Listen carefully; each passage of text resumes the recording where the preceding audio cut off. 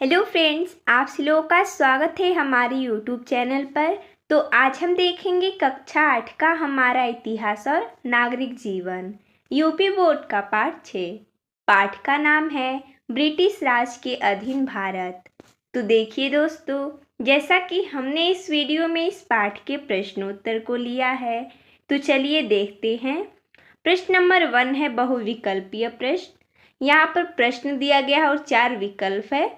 जो विकल्प सही रहेगा उस पर हमें सही का निशान लगाना है। तो चलिए हम प्रश्न को देखते हैं। प्रश्न है, इंडियन काउंसिल एक्ट पास किया गया। तो इसमें कुछ सन दिए गए हैं, किस सन में पास किया गया था इसी को हमें बताना है। तो विकल्प है 1892 ईस्वी में, 1861 ईस्वी में, 1883 ईस्वी में या 1885 ईस्वी में। तो इंडियन काउंसिल एक्ट 1892 ईस्वी में पास किया गया था, तो ये सही हो जाएगा इसका विकल्प। अगला प्रश्न है दूसरा, पहली रेल बोरीवली से थाड़े के बीच चली, कब चली थी? हमें बताना है सन। विकल्प है 1851 ईस्वी में, 1852 ईस्वी में, 1853 ईस्वी में या 1854 ईस्वी में। तो इसका सही हो जाएगा 1853 ईस्वी में।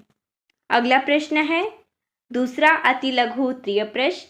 प्रश्न है, सीवी रमन ने अपने कार्य और योगदान के आधार पर भौतिकी के क्षेत्र में कौन सा पुरस्कार प्राप्त किया? इसका उत्तर हो जाएगा सीवी रमन ने अपने कार्य और योगदान के आधार पर भौतिकी के क्षेत्र में नोबेल पुरस्कार प्राप्त किया। अगला प्रश्न है दूसरा, 1835 ईस्वी में कौन सी भाषा भारतीय प्रशासन की सरकारी भाषा बनी? इसका उत्तर हो जाएगा 1835 ईस्वी में अंग्रेजी भाषा भारतीय प्रशासन की सरकारी भाषा बनी। अगला प्रश्न तीसरा है, किस अधिनियम के द्वारा वायसराय की परिषद के सदस्यों की संख्या 12 से 16 कर दी गई? इसका उत्तर हो जाएगा इंडिया काउंसिल एक्ट 1892 के द्वारा वायसराय की परिषद की सदस्यों की संख्या 12 से 16 कर दी गई। अगला प्रश्न तीसरा है लघु उत्तरीय प्रश्न। प्रश्न है, मैकाले भारतीयों को अंग्रेजी माध्यम से शिक्षा क्यों देना चाहता था? इसका उत्तर हो जाएगा अंग्रेज शासकों प्रशासकों ने भारत में आधुनिक शिक्षा का प्रसार इस उद्देश्य से किया कि अंग्रेजी शिक्षा प्राप्त भारतीय उनके समर्थक बन जाएंगे। अंग्रेजी भाषा के रूप में उन्हें संपर्क भाषा प्राप्त हुई, जिसके परिणाम स्वरूप वे अंग्रेजी साहित्य के संपर्क में आए। लॉर्ड मैकाले ने जब अंग्रेजी साहित्य की शिक्षा और अंग्रेजी माध्यम से शिक्षा देने की नीति बनाई थी, तो उनका उद्देश्य था कि इन शिक्षा से ऐसे व्यक्ति तैयार होंगे जो आत्मा और आस्था से ब्रिटिशवादी होंगे। यानी कि जो लॉर्ड मैकाले था वो भारत में सबसे पहले अंग्रेजी शिक्षा दिया था। यानी उनका यही था उद्देश्य कि हम भारतवासियों को अंग्रेजी शिक्षा देंगे और वो लोग आत्मा और आस्था से ब्रिटिशवादी हो जाएंगे। और काफ़ी हद तक मैकाले का अनुमान सही भी था। अगला प्रश्न है दूसरा, महारानी विक्टोरिया ने घोषणा पत्र में भारतीयों के लिए कौन से आश्वासन दिए? तो जैसा कि हमने यहाँ पर लिखा है कौन कौन से आश्वासन दिए थे। पहला, क्षेत्र के सीमा विस्तार की नीति समाप्ति कर दी गई। अंग्रेजों की हत्या के दोषियों को छोड़ शेष सभी को क्षमा कर दिया गया। तीसरा, विद्रोह में भाग लेने वाले तालुकेदारों को राजभक्ति प्रदर्शित करने पर उन्हें उनकी जागीर वापस कर दी गई। और चौथा है, बिना भेदभाव तथा योग्यता के आधार पर सरकारी सेवा में भर्ती करने का वचन दिया गया।